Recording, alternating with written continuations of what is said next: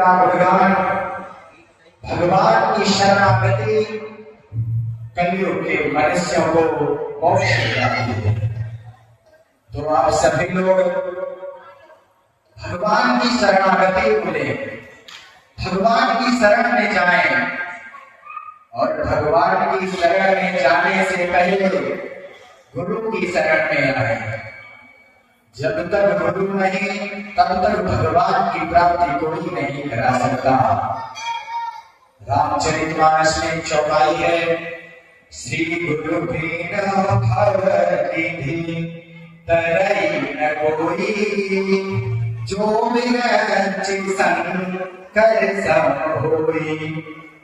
गुरु के बिना कोई भी संसार से नहीं कर सकता। इसीलिए सर्वप्रथम गुरु की शरणागति, उसके बाद हरि की शरणागति। शरणागति का मतलब यह नहीं है कि सुबह मंदिर आए, 4 लोटा जल चढ़ाए और चले गए और फिर वही मोह माया में डूबे रहे। गुरु के पास आए, थोड़ी बातें की और फिर उसी माया में डूबे रहे। गुरु की शरणागति या हरि की शरणागति श्री व्यास जी ने बतलाई है। शरणागति के 6 प्रकार बतलाए गए। ये 6 प्रकार कौन कौन से हैं, ये सभी लोग ध्यान से सुने। बस इन्हीं 6 प्रकार की शरणागति से मनुष्य परम धाम को जा सकता है, केवल इन 6 शरणागति से। और जिसमें है वो तो बड़ा भाग्यशाली है। तो ये 6 शरणागति कौन कौन सी है? सबसे पहली शरणागति है आनुकूल्य से संकल्प। गुरु या हरि के अनुकूल रहना, जो गुरु बताए उस रास्ते पे चलना, जो हरि ने हमें ग्रंथों के माध्यम से बतलाया है वो अपने जीवन में उतार लेना। कथाएं बहुत सभी लोग सुनते हैं, अभी सुने और 12 बजे के बाद खत्म, तो इससे कोई लाभ नहीं। भगवान के सत्संग इसीलिए सुनाए जाते हैं ताकि उन्हें अपने जीवन में उतारा जा सके। और राम ने रावण का वध किया, कृष्ण ने कंस का वध किया, ये सब सुन लोगे, इससे तुम्हारा उद्धार होगा। लेकिन राम ने अपने जीवन में किस प्रकार अपने पिता के साथ, किस प्रकार अपनी माता के साथ, किस प्रकार अपने बंधु भाइयों के साथ, किस प्रकार अपनी प्रजा के साथ, किस प्रकार अपने मित्रों के साथ ये सब निर्वाहन किया है, इसको अपने जीवन में लाओ, तब तुम्हारा उद्धार होगा। कथा को सुन लेना, कथा को कह देना, ये सब बहुत बड़ी बात नहीं है, परंतु हरि के चरित्र को, हरि के बताए गए रास्ते को, भगवान के बताए गए रास्ते को, गुरु के बताए गए रास्ते को अपने जीवन में उतार लेने से मुक्ति होती है। अनुकूल से संकल्प, गुरु के अनुकूल रहने का संकल्प करो। गुरु ने जो कुछ बताया है उसको बिना किंतु परंतु के अपने जीवन में उतारो। अगर तुम गुरु से ही कर्म करने लगोगे तो जहां तक होता है वहां भक्ति नहीं होती। गुरु ने कहा है कि तुम्हें किस रास्ते पर चलना है, तुम्हें उस रास्ते पे जाओ। गुरु ने कहा उधर नहीं, तुम्हें इधर चलना है, तो तुरंत अपना रास्ता बदलो। उनसे अगर किंतु परंतु संदेह करोगे तो ना गुरु की शरणागति और ना हरि की शरणागति। तो इसीलिए पहली शरणागति का नाम है अनुकूल से संकल्प। तो जिनके जीवन में अनुकूल रहने का संकल्प है वो तो बड़े भाग्यशाली हैं, परंतु जिनके जीवन में नहीं है वो अपने जीवन में उसको उतारे, धीरे धीरे करके उतारे हैं।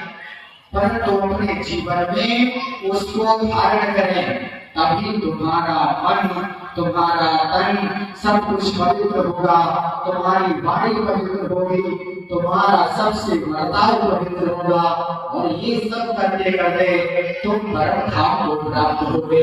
इसीलिए अनुकूलस्य संकल्पः। व्यास जी ने दूसरी शरणागति का नाम बतलाया है कि प्रतिकूलस्य वर्जनम, प्रतिकूलता का वर्जन। गुरु को ये पसंद नहीं आ रहा है, रामायण भागवत गीता में जो कुछ निषेध बताया गया है उसका तुम लोग पालन ना करो। प्रतिकूलता, जो गुरु जिसका तिरस्कार करते हो, गुरु जिस रास्ते पे तुम्हें न चलने को बताते हो, जो गुरु की प्रतिकूल ना हो, वो तुम्हें भी प्रतिकूल ना होना चाहिए। यही दूसरी शरणागति है। अब गुरु कह रहे हैं तुम्हें विश्वास जाना है और तुम जा रहे हो सैया, मतलब गुरु की बात का कैसे, गुरु की ना आज्ञा पालन करना, तो ये शरणागति ना हुई और ना ही भक्ति हुई। गुरु के पास व्यक्ति तभी जाता है जब उसको कोई समस्या होती है, और गुरु के पास जाकर उस समस्या का समाधान पूछता है। गुरु ने समस्या का समाधान बताया कि जाओ सुबह सुबह एक माला राधे रानी का करना, या एक माला राम मंत्र का करना, एक माला ओम नमो भगवते वासुदेव का करना। सब कुछ सुन लिया और घर गए, सब कुछ भूल गया और बड़े सो रहे हैं। जब गुरु की बताई गई बातों का, गुरु के बताए गए रास्तों का तुम तिरस्कार करोगे, तुम संदेह करोगे, तो तुम समझ लो अपने जीवन में पाखंड को धारण किए हुए। तुम सुबह सुबह चंदन लगा के बैठ गए, सुबह सुबह स्नान करके आ गए, परंतु तुमने अपने जीवन में ना गुरु का सम्मान किया और ना भगवान का। चार बातें उधर की सुनी, चार बातें इधर की सुनी, और गुरु की बात का कोई मोल ही नहीं रहा। जो गुरु बताए उसका अपने जीवन में धारण करो। यही दूसरी शरणागति है।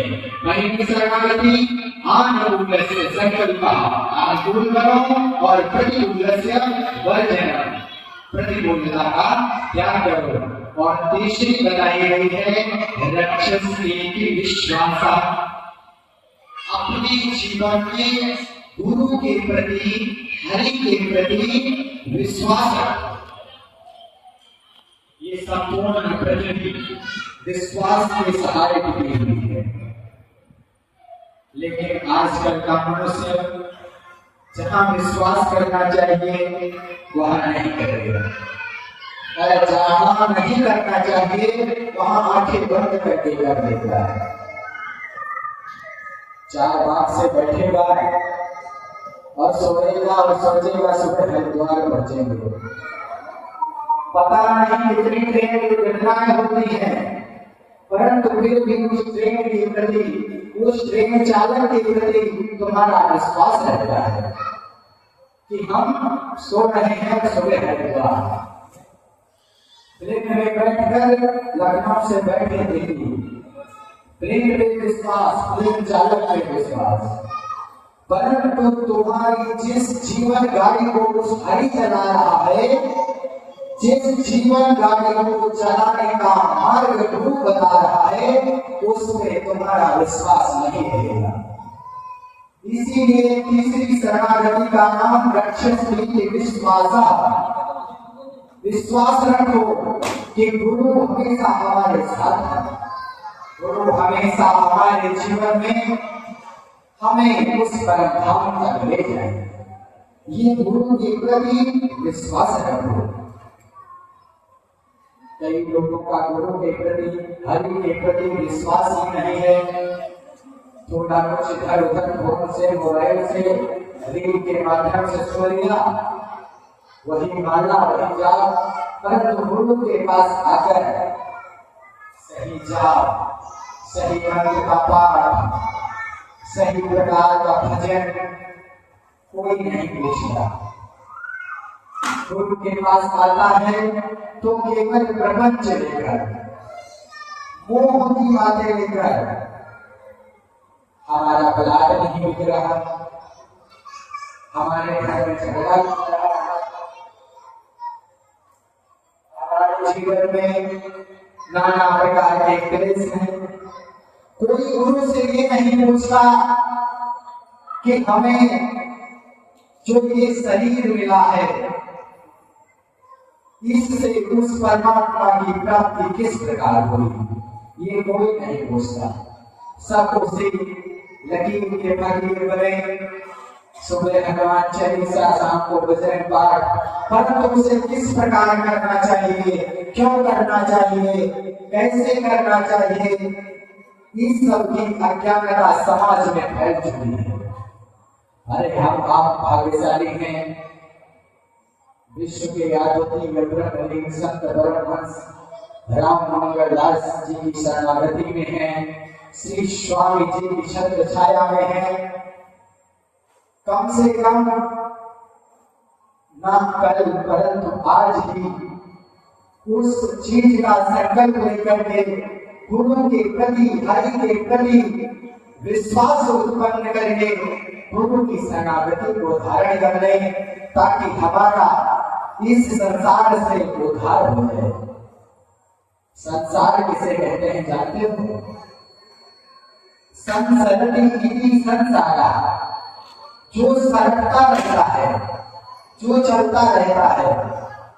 कभी आप बच्चे थे, जवान हुए, बूढ़े हुए और मृत्यु को प्राप्त हुए। आपके बाद एक पृथ्वी रहेगी, आपके पहले